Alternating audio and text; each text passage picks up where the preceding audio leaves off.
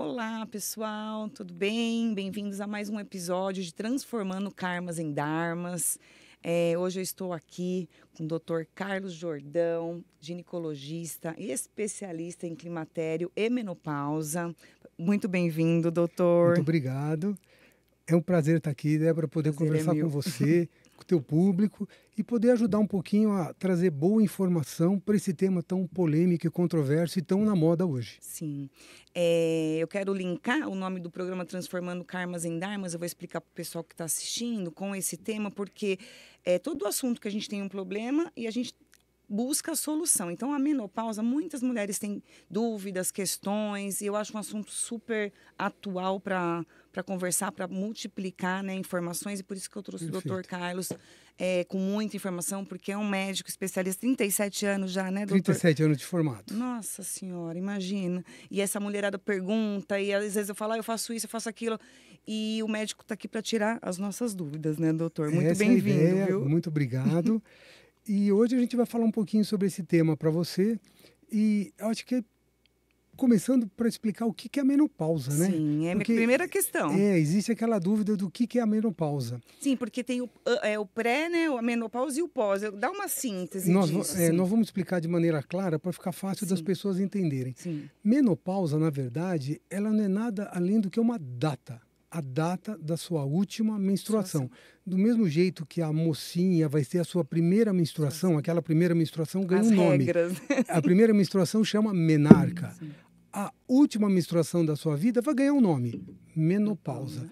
Porém, por ser a última menstruação, você só vai conseguir dizer que aquela foi a última menstruação de maneira retrospectiva. Ou seja, você tem que esperar um ano sem menstruar para falar aquela foi a minha última menstruação, aquela foi a minha menopausa. Isso numa mulher acima de 40 anos. Sim. Então, menopausa é uma data. O que a gente precisa classificar, na verdade, é o que é o climatério. Climatério já é uma fase de transição da vida. Sim. Transição da vida reprodutiva Sim. para a vida não reprodutiva. Então, qualquer mulher que estiver entre 40 e 65 anos, ela está no climatério.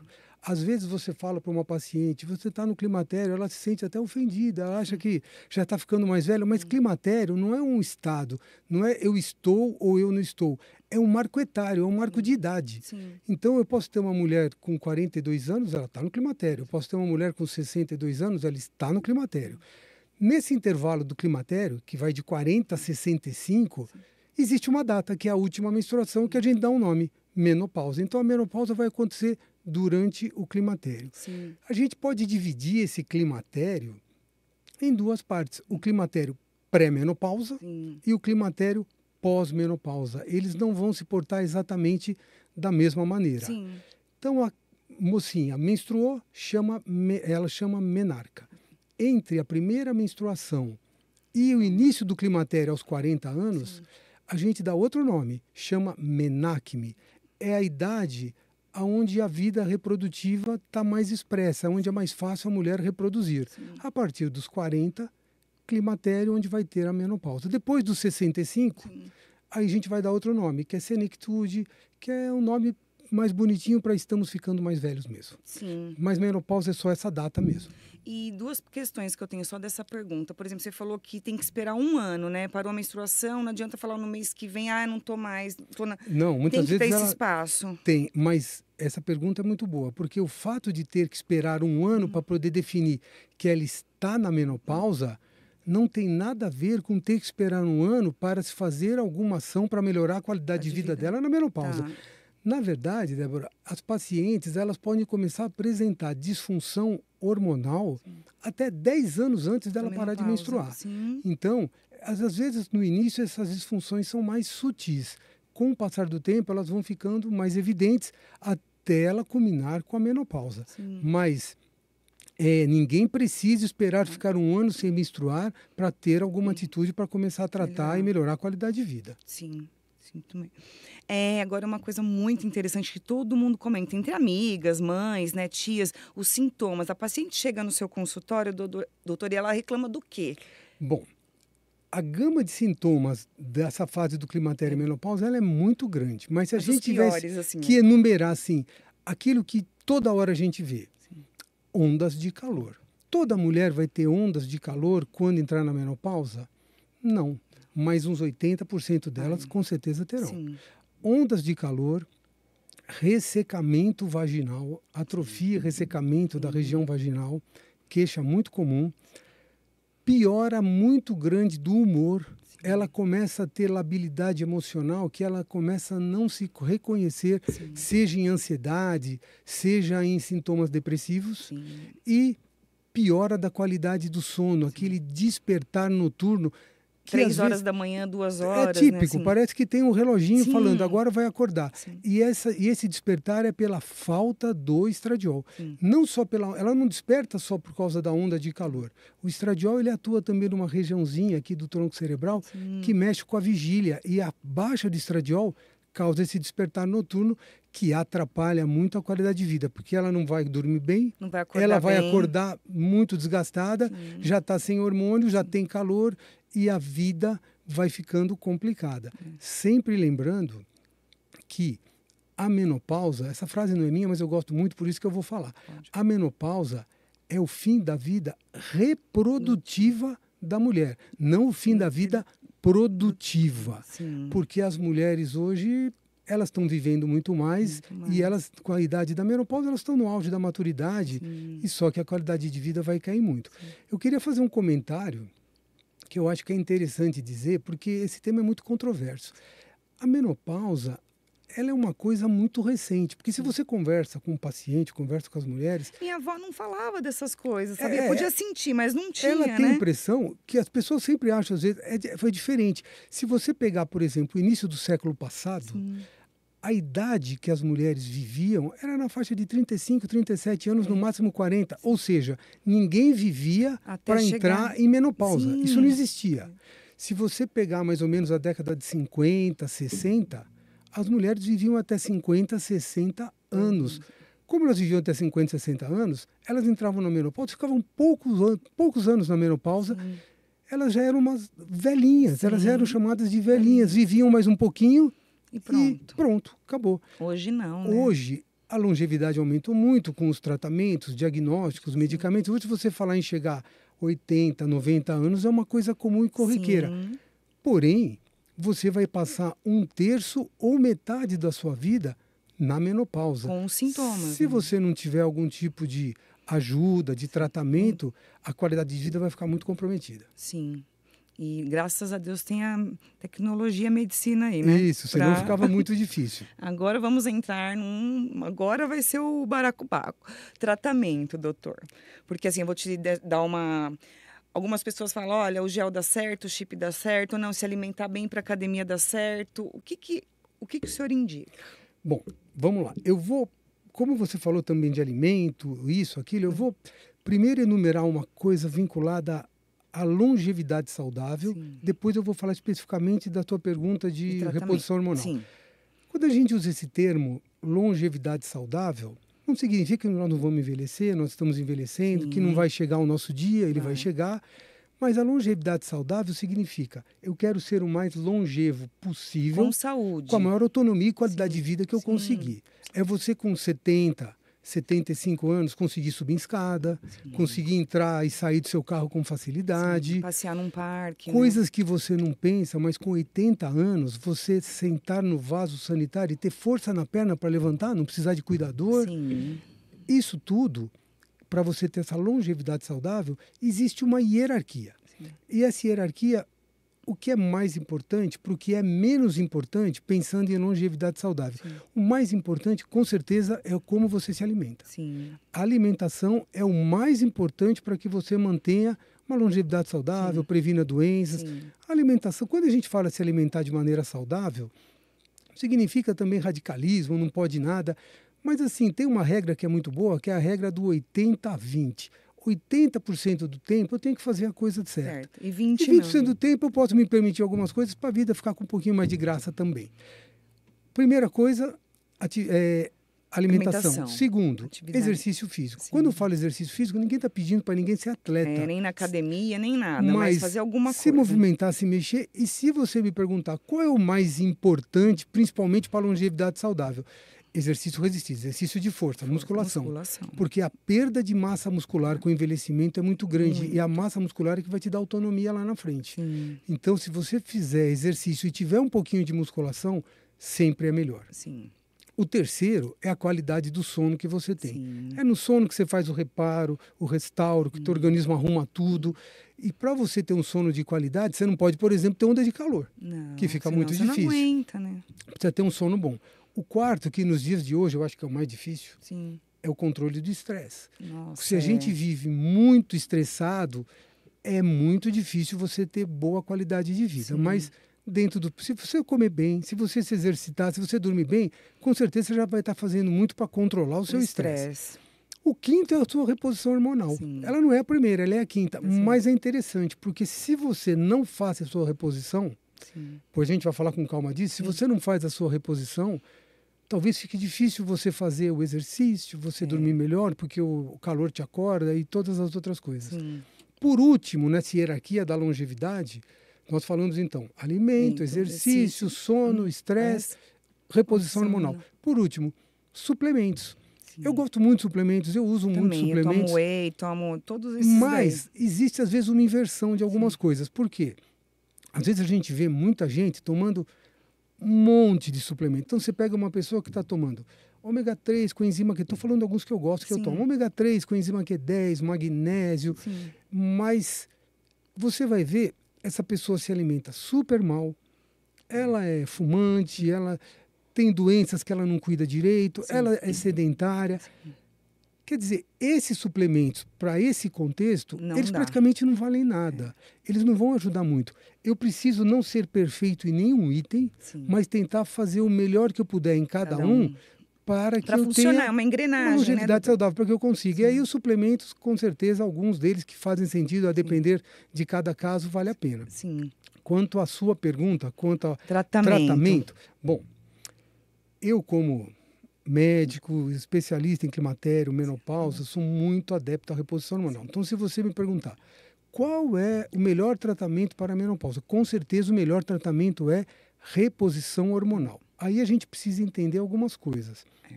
Os ovários é uma coisa interessante que eu quero falar, porque às vezes a gente não pensa. Conforme você vai envelhecendo, vamos dar um exemplo, pega uma pessoa de 80 anos de idade, ela ainda consegue ter, em média, 80% da sua capacidade pulmonar. Eu não estou me referindo a quem tem doença pulmonar, crônica, essas coisas. Mas, em média, se você pega uma pessoa de 80 anos, ela ainda tem 70%, 80% da sua função cardíaca, da sua função renal. Ela consegue, ela vai preservando. Mas uma mulher, aos 50, ela tem 0 da capacidade de ovário dela, ela perde tudo. É uma coisa muito aguda. É de repente, um evento... assim, doutor, ou não? Não, não. Eu dei 50 como uma data uma base, porque é uma coisa que eu nem falei no primeiro item. A média da menopausa ocorre 80% das mulheres entre 47 a 51 anos. Essa é a média. Antes dos 40, a gente chama precoce e muito para frente tardia, mas 80% 47 a 51. O seu ovário, ele está funcionando e ele está produzindo 3 hormônios. Um chama estradiol, é o principal hormônio, é o hormônio feminino, é o hormônio que lhe tornou mulher. O outro chama progesterona, que é o hormônio também vinculado à gestação, por isso que é de progestar. E o outro chama testosterona. O teu ovário produz esses 3 hormônios. O ovário, ele não vai assim, estou produzindo a pleno vapor, agora eu virei uma chavinha e vou parar de produzir. Não é assim que acontece.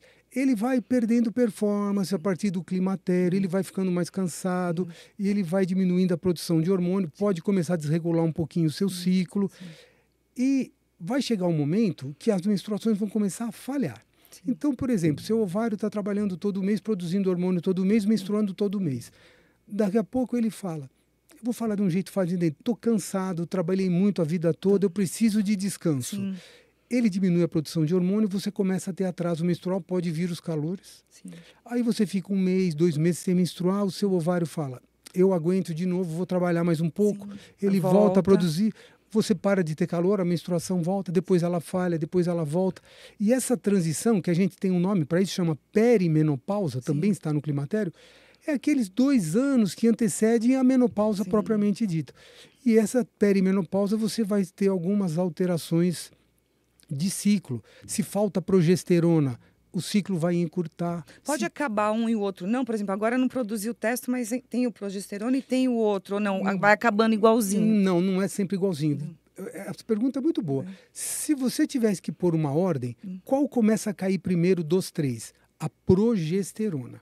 Por isso que a alteração do ciclo mais comum a partir dos 40 anos é o encurtamento do ciclo, porque a progesterona ela é produzida numa quantidade grande depois que você ovula, ou seja, na segunda metade do ciclo. Sim.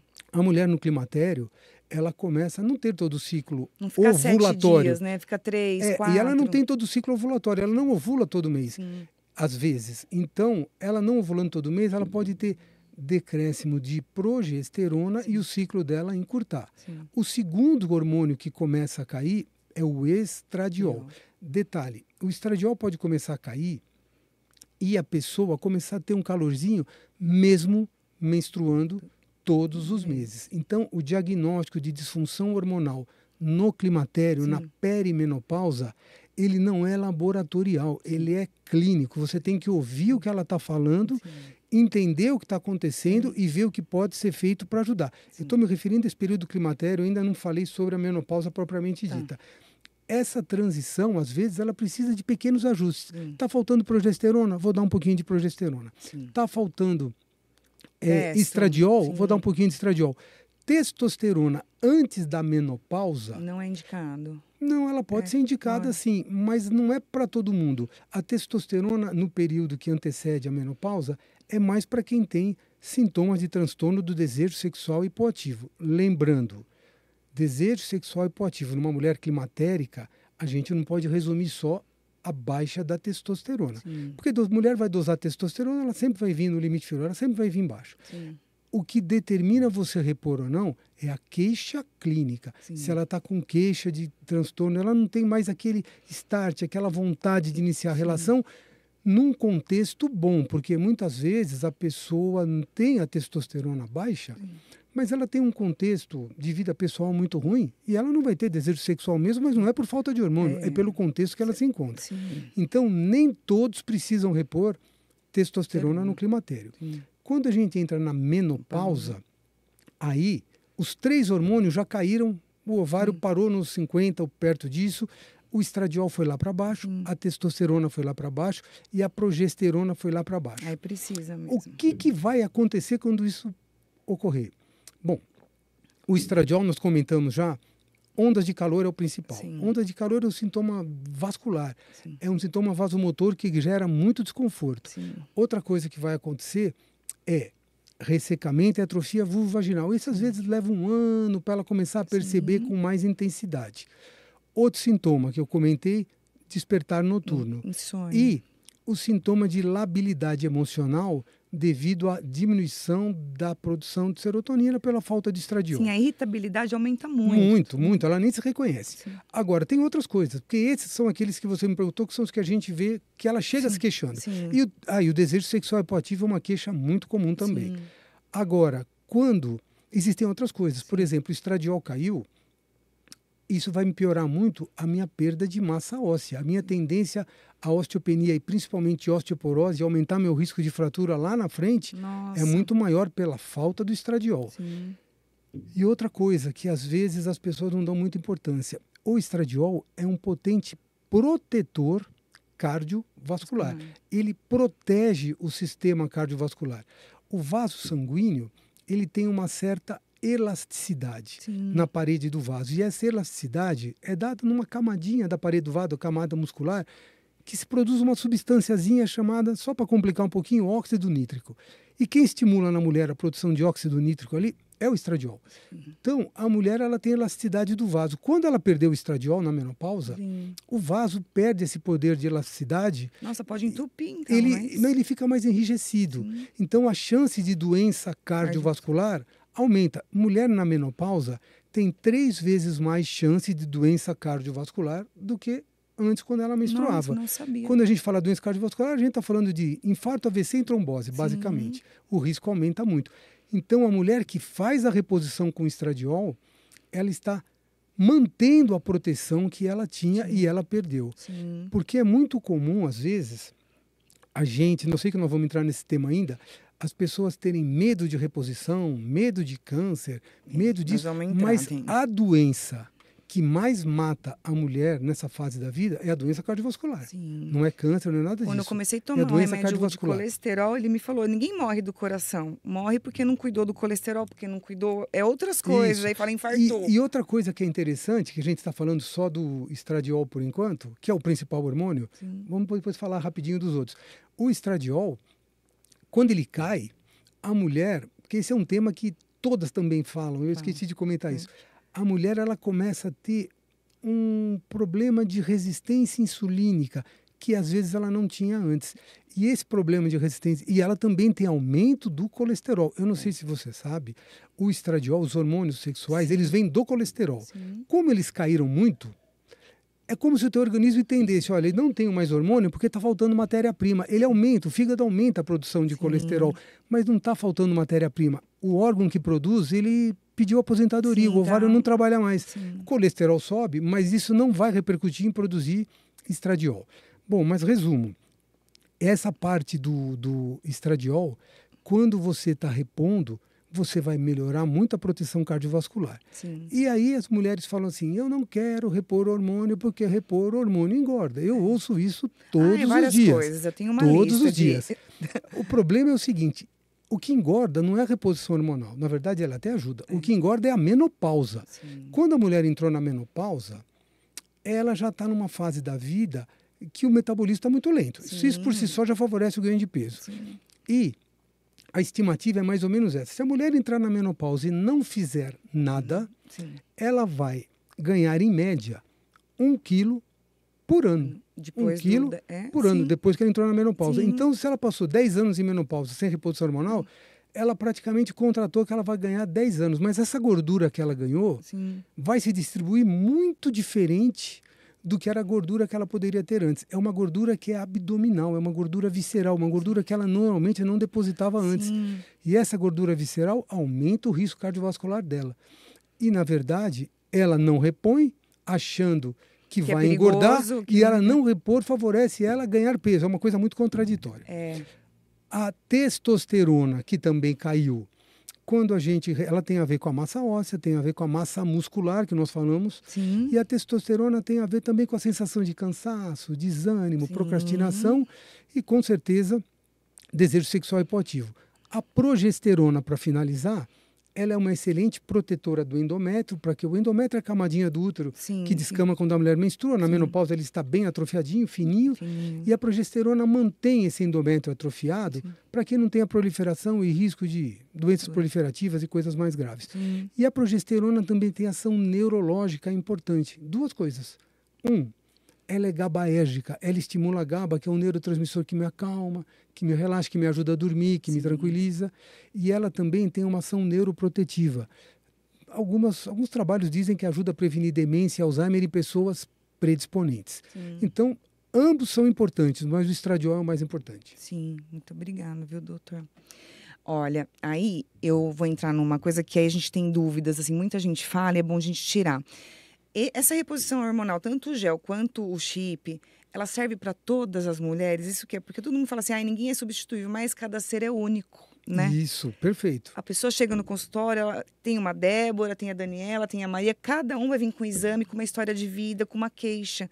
Então, eu quero que o senhor deixe claro, assim, não adianta te falar para você, serve para você, não é assim. Não, é assim. Na verdade, o que vai melhorar a qualidade de vida dessas pacientes é a reposição hormonal. Agora, como é que a gente vai fazer essa reposição? Nós vamos fazer também, mas nós vamos fazer essa reposição pela via transdérmica, gelzinho, creme, adesivo. Nós vamos usar via oral, nós vamos usar adesivo, nós podemos usar implante subcutâneo. O que nós vamos fazer? Isso é uma decisão que não sou eu que tomo essa decisão. É a paciente, doutor? É a paciente junto comigo, porque ela precisa de informação, saber os prós e os contras de cada o quanto ela melhora aqui, o quanto ela melhora ali, saber se ela tem contraindicação para alguma via. Vou dar um exemplo clássico. Pacientes que têm tendência à trombose, hipertensas, triglicéridos aumentados, essas pacientes a gente sempre prefere não usar o estradiol por via oral, porque o estradiol por via oral, ele sofre um efeito de primeira passagem pelo fígado que aumenta um pouquinho fatores trombogênicos e aumenta um pouquinho o risco de trombose. Sim. Coisa que não acontece quando é uso transdérmico, pela pele ou subcutâneo. Aí pode. Aí pode. Sim. Agora, vou deixar uma coisa clara.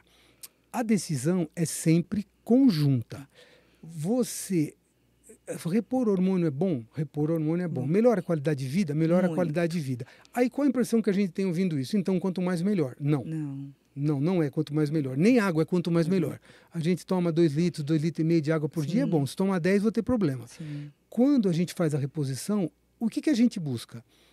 A menor dose, pela melhor via, para que eu melhore os sintomas presentes e possa prevenir coisas futuras. Sim. Os sintomas presentes eu consigo mensurar, ela me dizer se está melhorando. Sim. Prevenir coisas futuras a gente só vai saber lá na frente. Sim. Agora, para que a gente faça isso, eu adoraria sempre acertar e falar assim, olha, você vai usar isso, você vai usar aquilo, vai essa dose, e vai ficar tudo perfeito. Às vezes a gente precisa de ajuste. Sim. É igual você ir num cardiologista tomar um remédio porque está hipertenso. Ele adoraria resolver tua pressão na primeira dose e no primeiro remédio. Às vezes ele vai ter que fazer ajuste.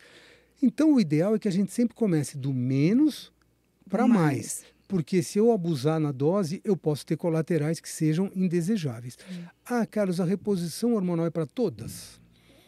Bom, primeiro tem que ser para todas que querem, certo? A principal contraindicação para mim para repor hormônio, qual é? A paciente não querer. E eu ter tentado informá-la, ou convencer, mas ela tem uma crença limitante que não adianta. E aí eu tenho que respeitar. Então, uma coisa ela não quer, eu posso falar tudo, ela entendeu tudo, ela compreendeu tudo, ela falou, mas não quero. Então, eu não quero e acabou. Agora, fora isso, contraindicação absoluta, basicamente, que eu acho que é bom para informação, história pessoal, não é da família, pessoal de câncer de mama ou câncer de endométrio. O câncer do útero da parte do endométrio, né? O de colo de útero não tem esse problema. Então, a minha irmã teve câncer de mama, a minha mãe teve câncer de mama, então eu não posso repor. Não, eu posso repor. Mas o meu risco é maior. O seu risco é maior, mas o seu risco maior não é o risco da reposição, é o risco genético. Porque se eu tenho mãe com câncer de mama, se eu tenho irmã com câncer de mama, é claro que a minha genética é um pouco maior para câncer de mama. Eu já herdei isso.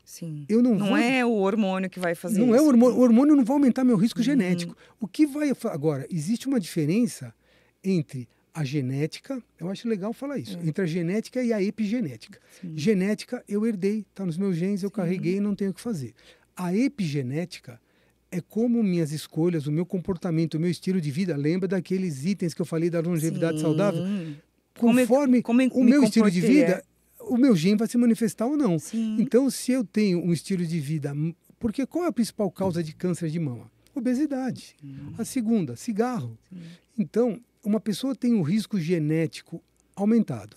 Ela é obesa, ela não trata a obesidade, ela é fumante e ela tem medo do hormônio, mas ela está com medo. Ela nem é uma boa paciente para dar hormônio pelos outros fatores que ela tem, mas não que o hormônio seja causador. Então, quanto a isso... Trombose, doutor, vou só interromper. Minha amiga falou, meu irmão tem, eu não vou pôr porque ele tem trombose, pode... Também não, é a mesma coisa. Não tem nada o que ela não pode usar é hormônio na vigília. Eu estava falando das causas, né? Então, história pessoal de câncer de endométrio e câncer de mama. Insuficiência hepática aguda, insuficiência renal aguda, porfirias, meningiomas, que são coisas raras, doenças raras, e na vigência de algum evento vascular agudo. Tive um AVC, não vou usar. Tive um infarto, não vou usar agora. Agora, meu irmão teve uma trombose. Não tem nenhum problema. Família, não sei o que, eu também vou ter, aí o hormônio vai me... Sabe, nem quem tem trombofilia, que é uma doença que aumenta o risco de trombose, tem contraindicação de usar reposição hormonal. Agora, tem uma coisa importante, que eu não comentei. Quando a gente fala em reposição hormonal, lembra que eu falei 3 hormônios. Estradiol, progesterona e testosterona. O que eu deveria repor na reposição hormonal em doses baixas? Estradiol, progesterona e testosterona, iguais aos que eu produzia.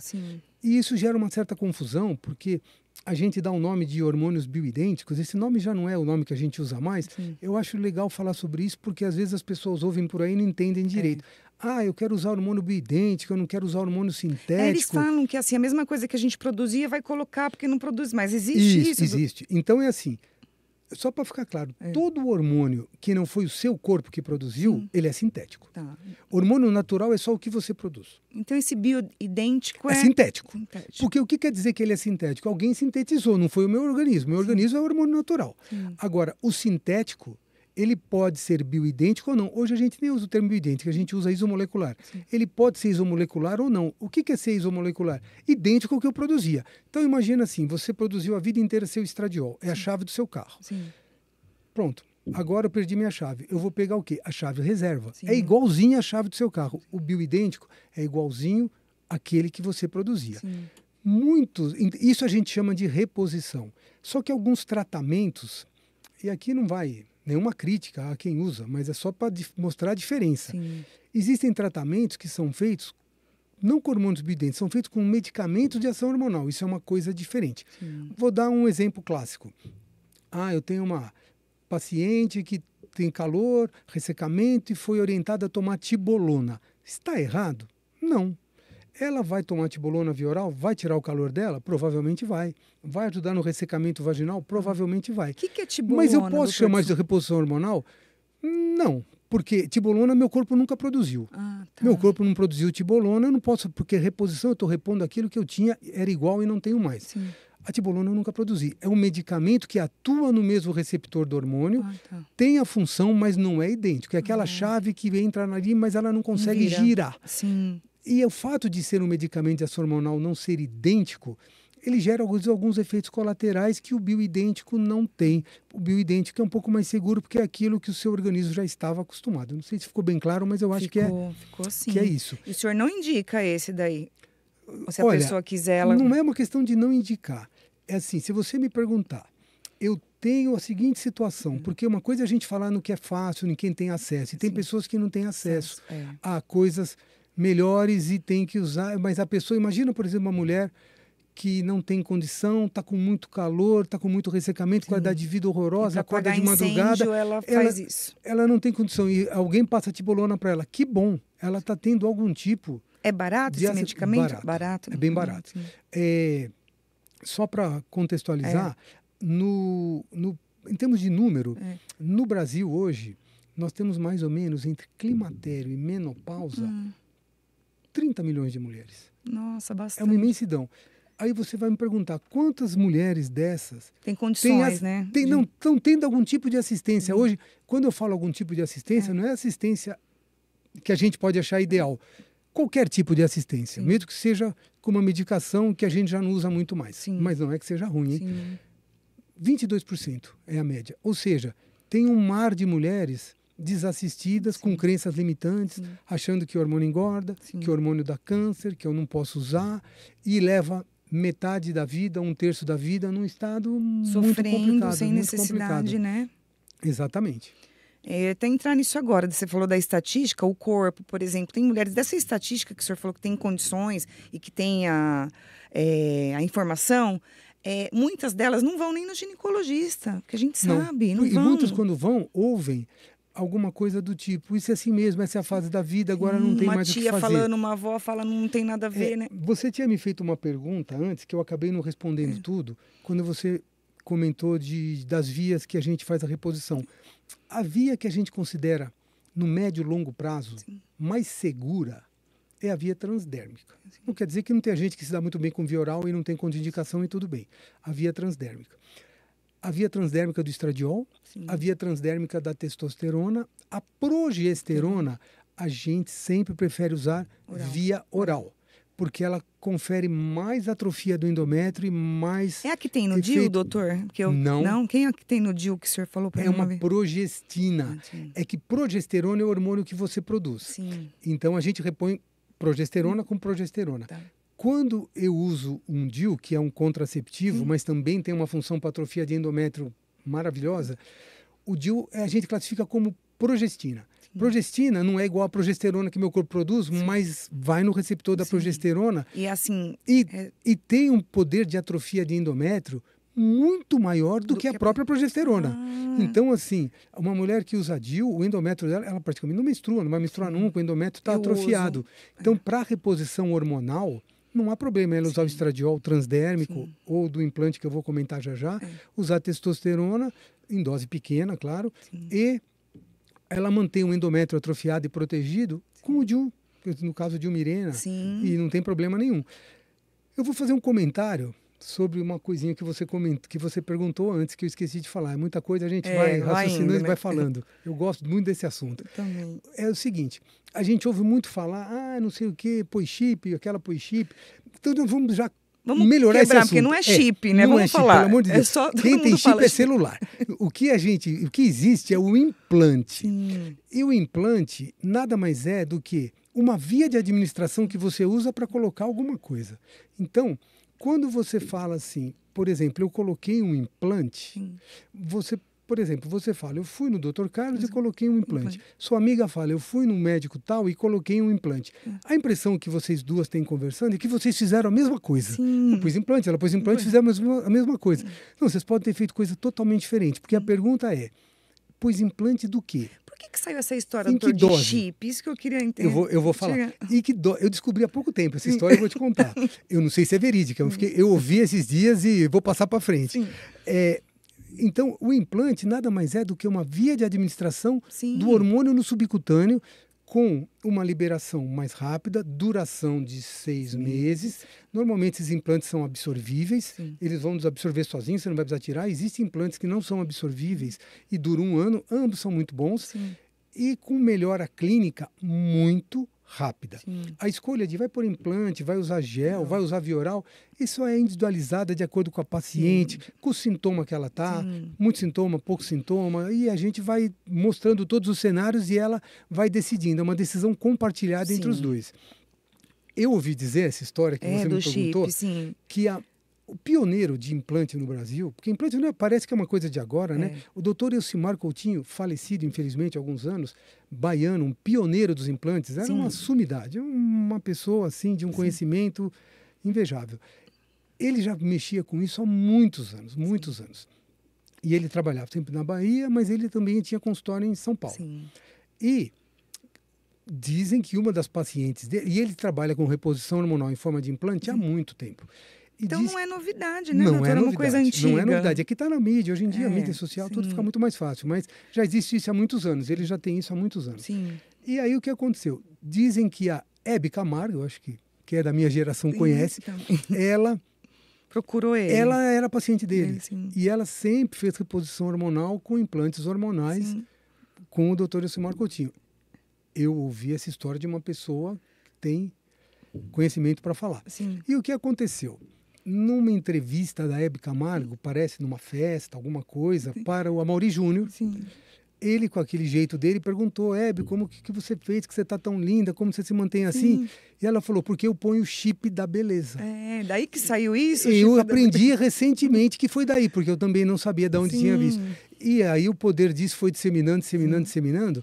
Mas assim, esse termo chip da beleza, na verdade, para a gente que faz a reposição com seriedade, dose correta, ele só veio atrapalhar. Não tem nada a ver com beleza, né? Com bem-estar, não, você com entende? Bem-estar. Porque a gente não faz essa reposição para fins estéticos. O que não quer dizer que se a pessoa está repondo hormônio, está melhorando a alimentação, fazendo exercício, ela não vai melhorar. Mas isso é um benefício que ela vai ter por mudar o estilo de vida. Não é um hormônio em dose suprafisiológica para fins de fisiculturismo. Não é disso que nós estamos falando. E o famoso chip da beleza... Por exemplo, chip da beleza não tem estradiol, que é o hormônio que a mulher na menopausa mais precisa. Então, esse termo ficou um pouco pejorativo e veio atrapalhar quem mexe com seriedade com esse assunto. Então, tem muita gente, às vezes, mexendo com isso, para fins estéticos, na verdade, e acaba dando muito efeito colateral e gerou essa polêmica toda. Eu acho melhor classificar como chip da felicidade, não da beleza. Ele melhora bem a qualidade de vida, melhora bastante. E uma coisa que eu não coloquei aqui, mas veio na minha cabeça, legal. Homens, doutor, também podem fazer isso, porque eles não têm a menopausa, mas tem Eles podem e devem, mas eles não têm aquele evento agudo que a mulher tem. Tanto que você vê, o que eu comentei, ovário 50 anos de idade, ele desligou. O homem não, a 70, 80 Então, ele você tá vê homem com funcionando. 70 anos sendo pai. Sim. Né? Já perdeu um pouco da capacidade, mas Sim. ele consegue. Sim. Então, é bem diferente. Mas a testosterona, que no caso é o principal hormônio do homem, Sim.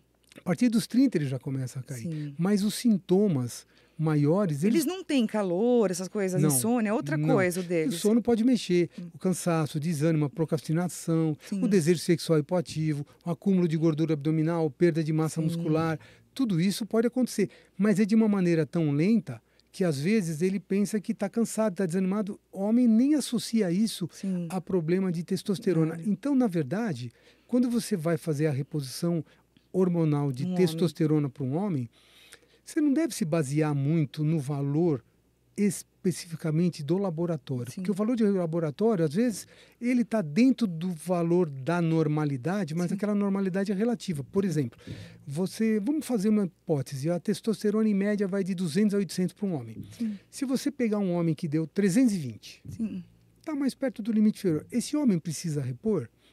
Depende do contexto. Sim.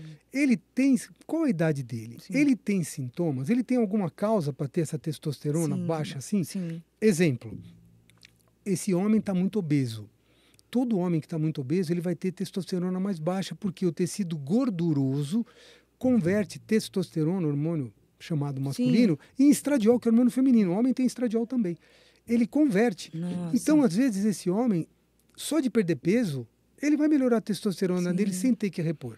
Mas, em alguns casos, vai fazer reposição, dose fisiológica. Não estamos falando em dose suprafisiológica para fim de anabolismo. Isso é outra coisa. Muita gente usa em academia hoje. Né? É outra coisa. Estamos falando em reposição. Toda vez que eu falo em reposição, nós estamos falando em níveis fisiológicos. Sim. Então, esses homens vão se beneficiar também, mas assim, não é para todo mundo. É para quem precisa, avaliando cada situação. Sim. Lembrando que mulher também, que a gente falou da reposição hormonal, Sim. Quando a gente vai repor, nós não queremos que a mulher tenha níveis de hormônio de quando ela tinha 20 anos de idade. Sim. É por isso que o senhor falou da dose, né? Eu não vou começar com tudo para a gente ver. A gente vai ter que repor, por exemplo, o estradiol dela, que na menopausa ele ficou para baixo de 30, 25, e na vida reprodutiva ele está lá entre 100, 200, 300. Você não vai fazer isso. Não, você fica ali entre 40 e 80, você vai ter uma boa proteção cardiovascular, uma boa proteção na massa óssea, e você vai tateando a dose de acordo, provavelmente se ela tiver onda de calor, aquela dose que ela consiga ficar bem, sem calor. Sim. Só que tem um detalhe. Quando você está usando uma via, vamos dar um exemplo, estou usando um gel de estradiol para uma paciente na menopausa. Sim. Comecei com uma dose, eu estou com calor. Aumentei a dose, eu estou com calor. Aumentei a dose, eu estou com calor. Quando você começa a aumentar muito a dose, você desconfia. O problema não está na dose, o problema está na via que você está usando. Aquela via não serve para aquela paciente. Então, Acontece isso, muito. Nossa. Acontece sim. Então, às vezes, a via não é para aquela. Então, às vezes, você descobre que a via não é melhor para aquela paciente, até por tentativa e erro. E aí, depois de muita experiência, a gente acaba já se localizando mais fácil. Mas aí você troca a via, às vezes resolve. E deixa eu te perguntar mais uma coisa. A pessoa vai lá e coloca a primeira vez, faz de conta, mesmo do gel ou do implante, né? Esse acompanhamento existe, né, doutor? Por exemplo, daqui um mês você vai me falar como você está se sentindo para ver se eu vou ter que mudar a dose, calcular. Quando você inicia a reposição hormonal, a pessoa vai ficar com você para a vida e até você acertar a dose, ela vai ter que passar com uma certa regularidade para você saber se está dando certo, se não está dando certo, se eu dei mais do que precisa, se eu estou tendo algum colateral que eu não deveria ter. Porque parece que é tudo maravilhoso, mas existem colaterais. Vamos pegar um exemplo bem simples.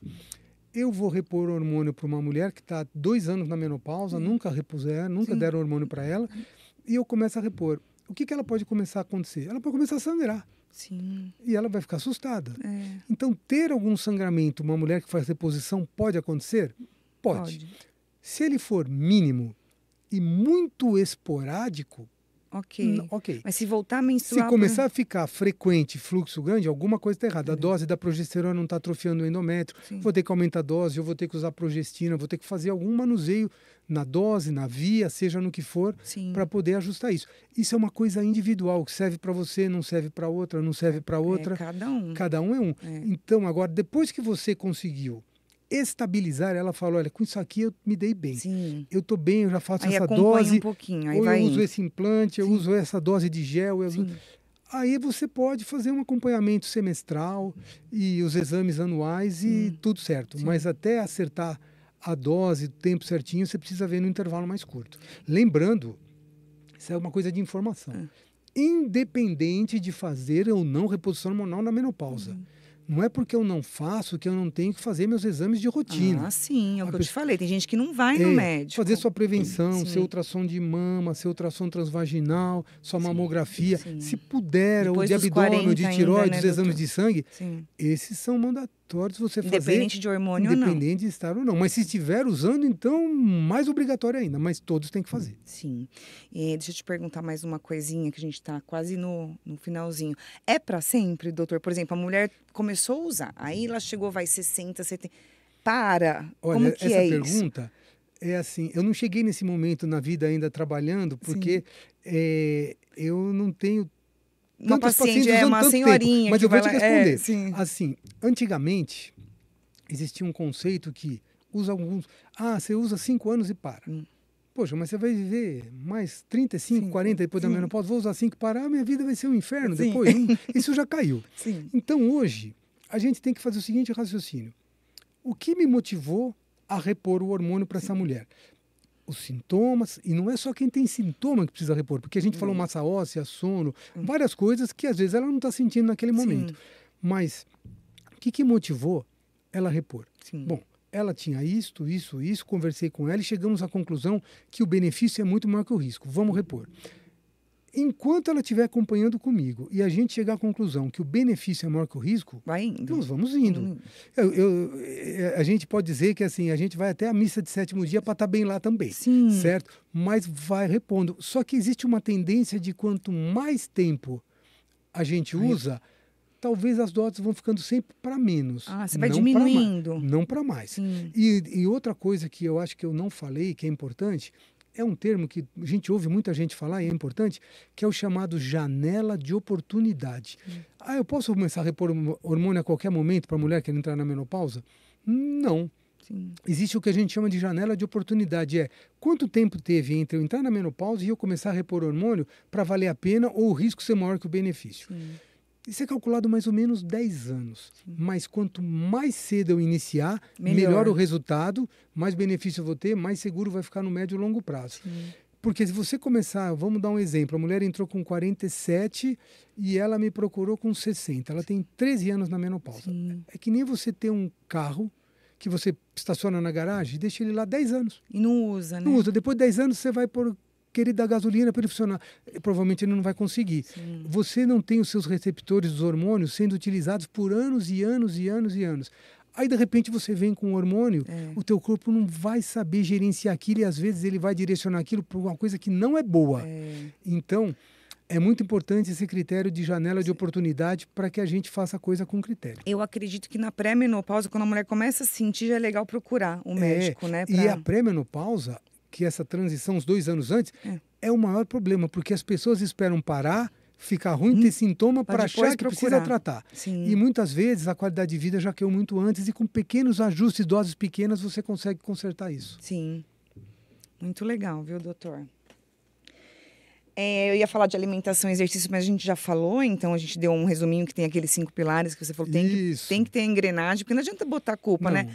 Não faz exercício, tomou hormônio, fiquei ruim. Não vai ser perfeito em nada, mas tentar melhorar um pouco em cada um. Um pouquinho em cada um, né? Não precisa ser a qualidade atleta, de vida, isso, não a qualidade precisa de ser, vida né? melhora muito. Sim. Se quiser ser também, não tem problema. Sim, eu quero agradecer ao senhor. Foi um prazer, é um assunto que eu adoro. A gente falou muito, muitas pessoas que têm dúvida, que me perguntam, porque eu sou paciente do Dr. Carlos, né, e estou na segunda, acho que esse mês eu vou fazer a terceira e mudou muito. Então eu como qualidade paciente, de vida melhora, né? e eu tenho que falar que insônia, calor, irritabilidade, melhorou muito. Não é milagre, eu vou falar, nossa, põe em reposição sua vida, não é isso. Mas ajuda você ter, sabe, menos estresse, a conviver melhor com as coisas, né? Sem então, dúvida. Porque sem dormir, no outro dia trabalhar, cuidar de filho, não sei o que, você consegue. enlouquece, né? Você nem se reconhece mais. Então, eu como paciente, e para as minhas amigas, para as pessoas que estão ouvindo, você que conhece alguém que tem esse problema, que sente, eu vou colocar no meu no meu comentário fixado nessa entrevista, telefone do Dr. Carlos, endereço, ele atende Ribeirão Pires, atende Santo André, atende online também, Online né? também. Tira dúvida, liga, pergunta, porque não adianta eu falar para mim, serviu para você. É única, a pessoa é única, tem que marcar, né, doutor? Não tem jeito. É uma coisa individual. Quero agradecer o doutor, quero agradecer Grande vocês. prazer. Passem para amigas, para mãe, para quem vocês acharem que tem. Você vai, escutei uma pessoa falando, então passa essa entrevista, porque vai ajudar alguém, entendeu? O intuito do canal é ajudar as pessoas a parar de tanto besteirão na internet e vamos falar de coisa séria, coisa legal, coisa produtiva, né, doutor? Perfeito. Muito obrigada. Deixa eu te dar uma lembrancinha que eu comprei. Muito obrigado. Trocar com a sua esposa. Muito obrigado. Dá uma olhadinha. Agradeço muito. Obrigada a você, viu, doutor, pela... Ótimo. Muito bom, muito obrigado. Porque assim, à noite é legal, né? Isso, dar uma ótimo. tomada de vinho, conversar Com um pouquinho. certeza. Agradeço a ela pela sua disponibilidade. Não, foi um prazer. Também, Estamos viu? à disposição para quando precisar, para qualquer coisa desse assunto que eu adoro falar sobre Muito isso. obrigado mesmo. E vocês que estão assistindo, dá like, aperta o joinha, compartilha, comenta, porque o YouTube ele precisa disso para a gente ter mais seguidores, passar para mais pessoas. Muito obrigado mesmo e até o próximo episódio.